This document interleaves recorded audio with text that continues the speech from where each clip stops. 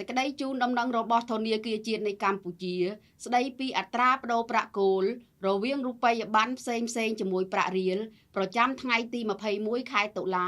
ឆ្នាំ2025អត្រាផ្លូវការ4035រៀលក្នុង$1អាមេរិក$1អូស្ត្រាលីទិញចូល2622រៀលលក់ចេញ2648រៀល$1កាណាដាទិញចូល2876រៀលលក់ចេញ2905រៀល1ប្រង់ស្វីសទិញចូល5091រៀលលក់ចេញ5142រៀល1យួនចិនទិញចូល566រៀលលក់ចេញ572រៀល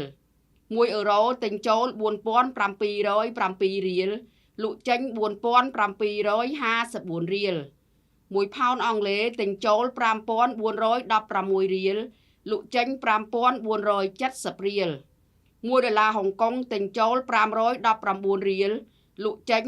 525រៀល100វ៉ុនកូរ៉េទិញចូល284រៀល